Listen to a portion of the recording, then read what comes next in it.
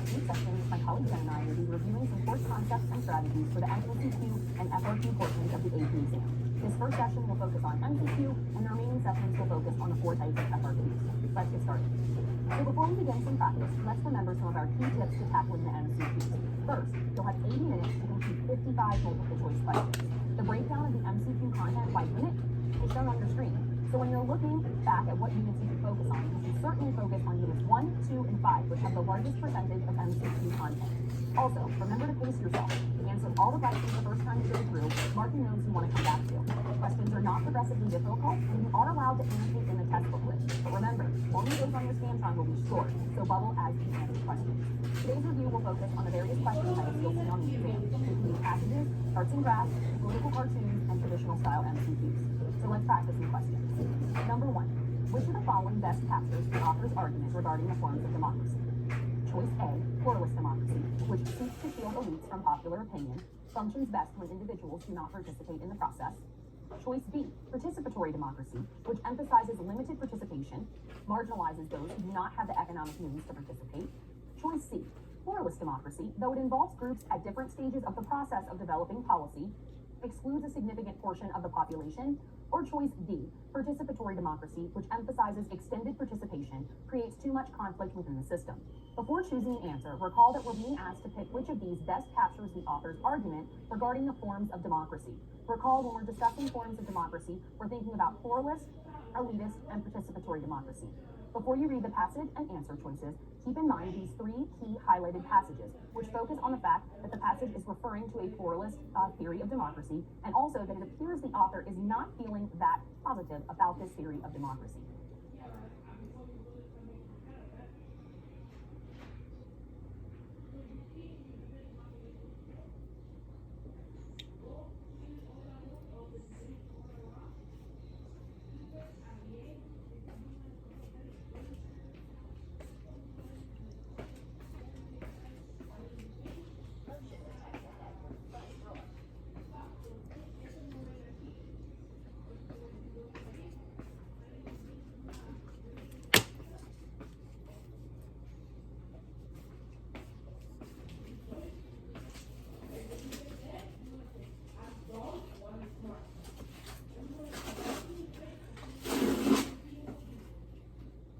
Please pause the video now and choose an answer.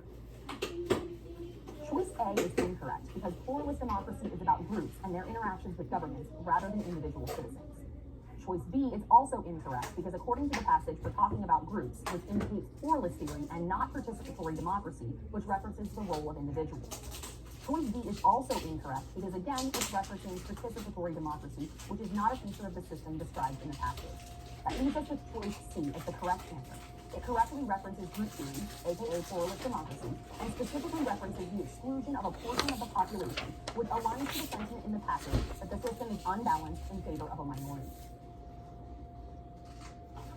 Learning German with Duolingo, Rosetta Stone, Babbel, and other popular apps. Question number 2 is an example of where you'll see a political cartoon and a corresponding question. Question number 2. Which of the following is the best interpretation of the political cartoon? Choice A, members of Congress are richer than the people they represent. Choice B, members of Congress represent a wide diversity of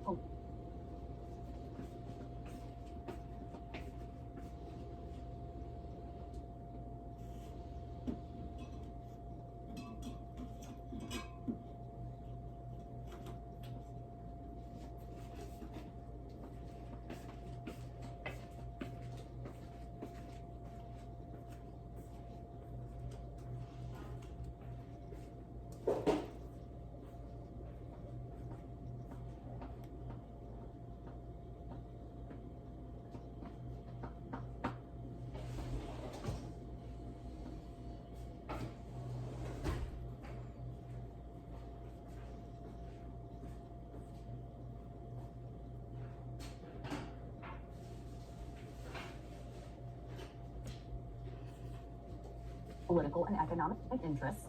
Choice C, members of Congress receive political contributions from many special interests. Or choice D, members of Congress are specialists in economic policy issues. Remember, we're looking for the best interpretation on the basis of a political cartoon. Whenever you see a political cartoon, you want to be sure to look at not just the image, but the words in the cartoon. So first we'll notice the title, U.S. Senators Arrive at Work. That lets us know who these men are and what they're doing. The subline is sporting snazzy new jumpsuits, suggesting that their new outfits are maybe expensive or very in line with the latest fashion trend. You'll also notice on their jumpsuits lots of words, including on their briefcase. Things like BP, Chevron, Citibank, Goldman Sachs, all representing specific corporations, businesses, and financial institutions.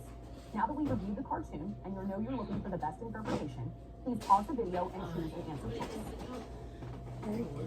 Choice A is incorrect, because while it may be true that members of Congress are wealthier than the people they represent, it is not the intent of the message of the cartoon.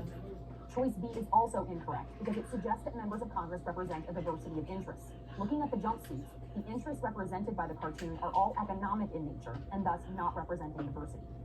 Choice B is also incorrect, because while their jumpsuits represent economic interests, there is no indication by the cartoon that these individuals are experts in these areas. That leaves us with choice C. Of the answer choices, this is the only choice that is accurate based solely on the cartoon presented. It shows the jumpsuits covered in special interest and uses the words like snazzy suits to suggest that they receive money and spend it from lots of different interests. Question number 3 is an example of an MCQ where you'll need to interpret data in the form of a chart or a graph. Number 3, which of the following is most likely an effect of the data reported in the chart? Choice A, younger voters are more likely to vote in the 2016 presidential election. Choice B, the California state government is more likely to address issues that affect older voters. Choice C, political parties will work to recruit more younger candidates to run for office. Or choice D, the media will likely be skeptical of the general election results. Remember, the question is asking us which is most likely an effect of the data reported in the chart. The chart you see in front of you is a bar graph. The title is Voter Turnout by Age in the 2014 California general election. Across the x-axis, we see age groups ranging from 18 to 24 to 75 plus, and along the y-axis, we see the percentage of those age groups that voted. Pause the video now and select an answer choice. Choice A is incorrect, because when looking at the chart, younger voters voted the least, not the most, and this chart also focuses on the 2014 general election in California, not the 2016 presidential election.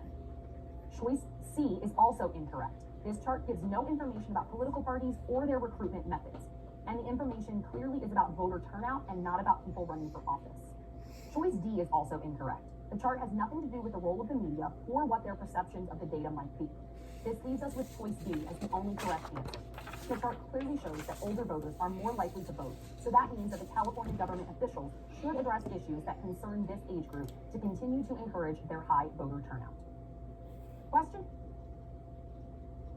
Shoelace Learning is a game-based learning platform that delivers reading comprehension content through video games kids love to play. Question number 4 is an example of a traditional MCQ question. Which of the following scenarios depicts the concept of an iron triangle? Choice A well-funded PAC and professional campaign consultants meet with congressional Democrats to discuss strategy and campaign spending for the upcoming election. Choice B, lobbyists from the energy industry provide information to the Department of Energy before the department head testifies before the Energy and Commerce Committee in the House of Representatives. Choice C, a group of citizens mobilize to conduct a letter writing campaign, voter registration drive, and public rally in an attempt to influence the policy decisions of lawmakers. Or choice D, a former member of Congress decides not to run for re-election and instead accepts a job as a corporate lobbyist. Remember, we're looking at these scenarios for the one that best depicts an iron triangle. Recall that an iron triangle composes interest groups, congressional committees, and bureaucratic agencies that are working together in a mutually beneficial relationship to achieve policy goals. Please pause.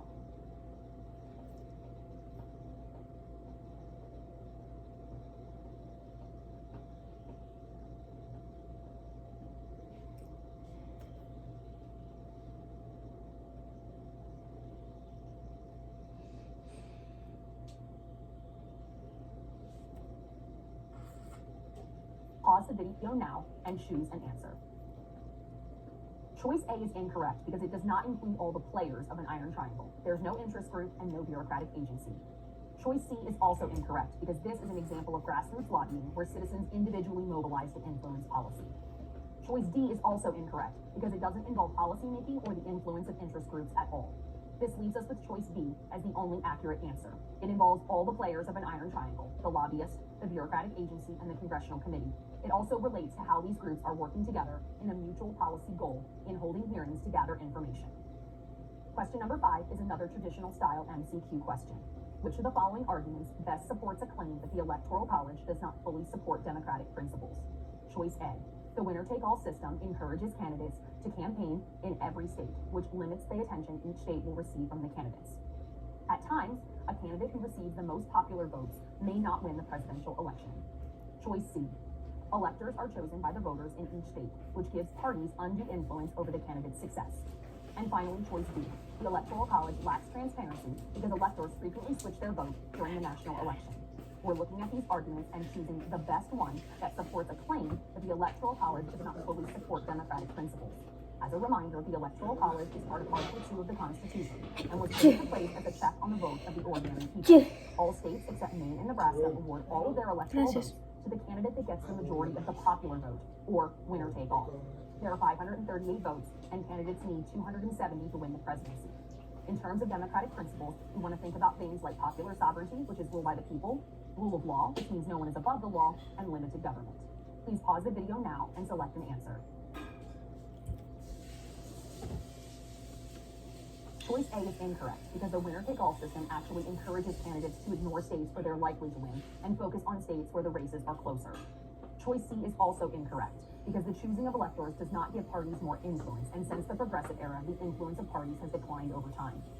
Choice D is also incorrect because while the Electoral College may not be entirely transparent, they do not frequently change their vote, and many states even have laws against it. This leaves us with choice D as the best correct answer, because sometimes the candidates who win the popular vote may not win because they lose in the Electoral College. This has happened 5 times in history. When the person who receives the majority of the popular vote does not get elected as a result of the Electoral College, it can be argued that the democratic principles are not being supported because the will of the people was not heard. Hi, we're Visible. We're the wireless company with nothing to hide. Seriously, hidden fees? Wait up. And finally, question number 6 is our final traditional style MCQ question. The 14th Amendment's Equal Protection Clause declares that, quote, no state shall deny to any person within its jurisdiction the equal protection of the laws, end quote. In which of the following scenarios is this clause most likely to be used by the Supreme Court in its decision? Choice A: a state law levies a tax on a bank established by the federal government. Choice B: Congress uses the Commerce Clause to establish a gun-free school zone. Choice C: a media company is prevented from publishing a classified document. Or choice D: a local school district mandates racially segregated schools. Recall that in this question we're looking at the Equal Protection Clause, which provides fair and equal treatment to everyone under the law. And we're looking at how the Equal Protection Clause might be used by the Supreme Court. Please pause your video now and select an answer. Choice A is incorrect because the tax on a bank does not relate to providing fair or equal treatment under the law. Choice B is incorrect because Congress using the Commerce Clause to establish a gun-free school zone is related to their Article 1, Section 8 powers and not the Equal Protection Clause. Choice C is also incorrect because a media company being prevented from publishing a classified document is an example of prior restraint and calls into question First Amendment freedom of speech or press rights. Choice D is the correct answer because a school district that is requiring racially segregated schools would not be treating all people, in this case students, fairly and equally under the law.